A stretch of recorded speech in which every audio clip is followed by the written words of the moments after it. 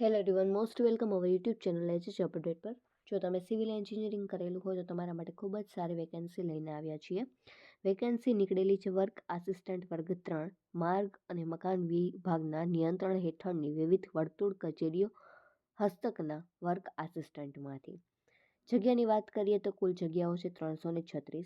Form ભરવાના ચાલુ થઈ ગયા છે 16/1/2026થી લઈ અને લાસ્ટ ડેટ છે 30/1/2026. જગ્યાની વાત કરીએ તો કે અધિક્ષક ઇજનેરી શ્રી, જેમાં કુલ જગ્યા છે 44, બિન અનામત માટે 18, ઈડબ્લ્યુએસ માટે 4. પછી આપણે જોઈએ તો કે ઓબીસી કેટેગરી માટે 12, એસસી કેટેગરી માટે 3 અને એસટી કેટેગરી માટે 7. તેના માટે મહિલાઓની કુલ જગ્યાઓ આપેલી છે, જે તમે તમારી રીતે જોઈ લેજો.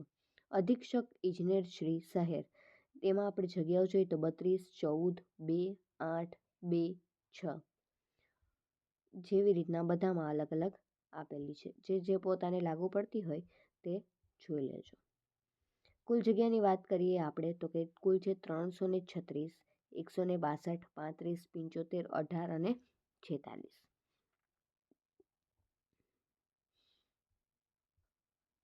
આગળ આપણે વાત કરીએ તો નાગરિકત્વમાં ભારતની નાગરિકતા હોવી જોઈએ. વયમર્યાદામાં જોઈએ તો 18 વર્ષથી 33 વર્ષ માટે. એજ રિલેક્સેશનની વાત કરીએ તો કે સામાન્ય કેટેગરી મહિલા ઉમેદવાર માટે 5 વર્ષનું રિલેક્સેશન આપેલું છે. અનામત કેટેગરીના પુરુષ ઉમેદવાર માટે 5 વર્ષ, અનામત કેટેગરીના મહિલા માટે 10 વર્ષનું. સામાન્ય કેટેગરીના દિવ્યાંગતા ધરાવતા પુરુષ માટે 10 વર્ષ, સામાન્ય કેટેગરી દિવ્યાંગતા ધરાવતા મહિલાઓ માટે 15 વર્ષ, અનામત કેટેગરીના દિવ્યાંગતા ધરાવતા પુરુષ માટે 15 વર્ષ અને અનામત કેટેગરીના દિવ્યાંગતા ધરાવતા મહિલાઓ માટે 20 વર્ષ. મહત્તમ તમારી વયમર્યાદા જે છે 45 અને 43 અને 38 વર્ષ રહેલી છે. પગાર ધોરણની વાત કરીએ તો કે 5 વર્ષ તમે ફિક્સ પગારમાં રહેશો. પગારની વાત કરીએ 26,000 ફિક્સ પગાર છે. 5 વર્ષ પછી 7મા પગાર પંચ મુજબ તમારો સેલેરી જે છે 25,500થી લઈ અને 81,100 સુધી રહેવાનું છે લેવલ 4 મુજબ. શૈક્ષણિક લાયકાતની વાત કરીએ તો કે તમે સિવિલ એન્જિનિયરિંગ કરેલું હોવું જોઈએ. બીજું તો કે diploma in civil rural engineering, પછી ડિપ્લોમા ઇન સિવિલ ડ્રાફ્ટમેન, પછી diploma in civil engineering, diploma in civil engineering and planning, diploma in civil engineering, building service engineering, diploma in civil engineering એમાં જોઈએ તો construction technology, diploma in civil engineering construction, diploma in civil engineering rural engineering, diploma in civil technology, diploma in construction engineering, diploma in construction technology, diploma in construction technology and management, diploma in quantity surviving and construction management, diploma in survive engineering અને diploma in transportation engineering. આગળ જોઈએ આપણે તો કે બધા વર્ગ માટે અલગથી જે સામાન્ય બધા ગવર્મેન્ટ જોબ માટે નિયમ છે તે જ આપેલા છે.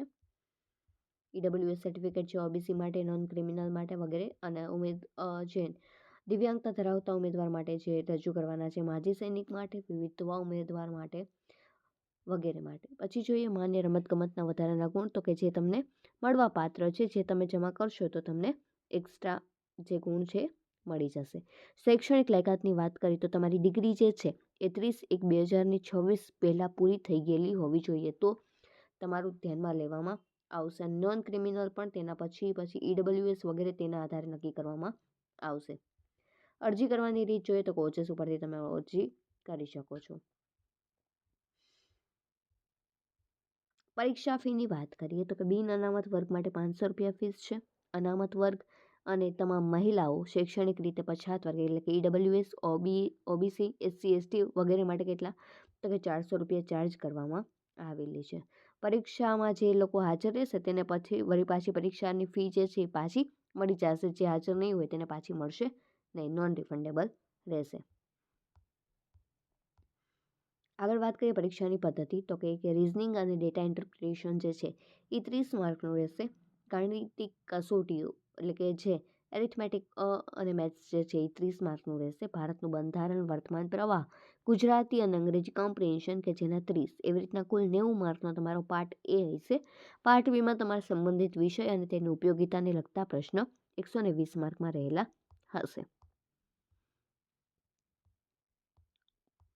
હવે આપણે સિલેબસની એક જરાક વાત કરી લઈએ કે સિલેબસમાં શું છે. તો કે આગળ ઇંગ્લિશમાં સિલેબસ આપેલો છે, પાછળ ગુજરાતીમાં સિલેબસ આપેલો છે. આપણે ગુજરાતીમાં જોઈએ તો કે પહેલાં શું છે તો કે તાર્કિક કસોટી અને ડેટા ઇન્ટરપ્રિટેશન, કે જેમાં મુખ્યત્વે ઉંમર આધારિત પ્રશ્નો છે, વેન આકૃતિ દ્રશ્ય આધારિત તાર્કિક પ્રશ્નો છે, લોહીના સંબંધ વિષયક પ્રશ્નો છે, તાર્કિક અંકગણિત, માહિતીનું અર્થઘટન કે જેમાં ચાર્ટ, આલેખ, કોષ્ટક વગેરે આપશે, માહિતીની પર્યાપ્તતા, ગાણિતિક કસોટીમાં જોઈએ સંખ્યા પદ્ધતિ, સાદુરૂપ અને બીજગણિત, સમાંતર શ્રેણી અને સમગુણોત્તર શ્રેણી, સરેરાશ, ટકાવારી, નફો અને ખોટ, ગુણોત્તર અને પ્રમાણ, ભાગીદારી, સમય અને કાર્ય, સમય ઝડપ અંતર, કાર્ય મહેનતાણું અને સાંકળનો નિયમ. બંધારણમાં જોઈએ તો કે આમુખ, હક, પછી રાજનીતિના માર્ગદર્શક સિદ્ધાંતો, મૂળભૂત ફરજો, રાષ્ટ્રપતિ, ઉપરાષ્ટ્રપતિ અને રાજ્યપાલની ભૂમિકા, સત્તા અને જવાબદારી, સંસદીય પ્રણાલી, ભારતીય બંધારણમાં બંધારણીય સુધારાઓ, પછી ભારતીય બંધારણમાં કટોકટીને લગતી જોગવાઈઓ, કેન્દ્ર રાજ્ય સરકાર અને તેના સંબંધો, ભારતમાં ન્યાયતંત્ર, સંવૈધાનિક સંસ્થાઓ. વર્તમાન પ્રવાહોની વાત કરીએ તો કે પ્રાદેશિક, રાષ્ટ્રીય, આંતરરાષ્ટ્રીય કક્ષાની મહત્વની સાંપ્રત ઘટનાઓ. ગુજરાતી અને અંગ્રેજીમાં આપણે જોઈએ તો ગદ્યખંડ આપેલો હોય છે અને તેના આધારે પ્રશ્ન પૂછવામાં આવશે. શૈક્ષણિક લાયકાતને આધારે એમાં ભાગ 1માં જોઈએ આપણે તો કે પહેલું છે આર્કિટેક્ચર અને બિલ્ડિંગ ડ્રોઈંગ માટે BIS કોડ ઓફ પ્રેક્ટિસનો પરિચય, મકાન સામગ્રી, કાયમી અને અસ્થાયી માળખા, ચણતર માળખા, માટી અને પાયા, ઇમારતો માટે સારવાર, માળ અને ફ્લોરિંગ, કમાન અને લિટિંગ્સ, પછી જોઈએ દરવાજા, બારીઓ અને વેન્ટિલેટર, છત, રૂફિંગ સિસ્ટમ પ્રકાર, ટ્રસ, પર્લિન, પછી છે પ્રબલિત સિમેન્ટ ક્રોકટિંગ, કમ્પ્યુટરની મૂળભૂત બાબતો અને CADનો પરિચય, વિવિધ પ્રકારના ફાઉન્ડેશનની ફોર્મવર્ક વિગત માટે, વિવિધ સ્ટ્રક્ચરની વિગતો, પછી છે બિલ્ડિંગ ડ્રોઈંગમાં સાઇન અને ચિહ્નો, વિવિધ માળખા ફ્લોરિંગ વિગતો, વિવિધ માળખાના ઓપનિંગ માટે કમાનો અને લિટન્સની વિગતો અને વિવિધ પ્રકારની સીડીઓની વિગતો. ભાગ 2માં આપણે જોઈએ બિલ્ડિંગ પેટા નિયમ, પછી તો કે રહેણાંક મકાનના આયોજનના સિદ્ધાંત, પછી જાહેર મકાનનું આયોજન, પછી તો કે પ્રીફેબ્રિકેટેડ સ્ટ્રક્ચર, પછી પ્રબલિત સિમેન્ટ ક્રોકિંગ, પછી steel structure, plumbing, 2D 3D અને CAD અને 3D મેક્સ અને સ્ટેડ, પછી છે બિલ્ડિંગ પ્રેફેબ્રિકેટેડ સ્ટ્રક્ચરની વિગતો, ઇમારતોમાં RCCની વિગતો, પછી તો કે સ્ટીલ સ્ટ્રક્ચરની વિગતો, ફોર્મવર્ક સાથે વિવિધ ઓપનિંગ સ્ટ્રક્ચર્સ. ભાગ 3, ભાગ 4 વગેરે આપેલું છે, જે તમારે ધ્યાનમાં આવતું હોય તો તમારી રીતે જોઈ લેજો. આઈ હોપ કે તમને આ વિડીયો જે છે યુઝફુલ રહ્યો હશે. જો તમારે અમને PDF જોતી હોય તો તમે આપણી ટેલિગ્રામ ગ્રુપ ઉપરથી તમે PDF મેળવી શકો છો. આવા અપકમિંગ એક્ઝામના નોટિફિકેશન માટે આપણી ચેનલ AG જોબ અપડેટને સબસ્ક્રાઈબ કરજો. વિડીયો લાઇક, શેર, કમેન્ટ અને સબસ્ક્રાઈબ કરવા માટે કહેવું ના પડે અને હાઈપ માટે બિલકુલ ભૂલતા નહીં. મળીએ આપણે આપણા નેક્સ્ટ વિડીયોમાં.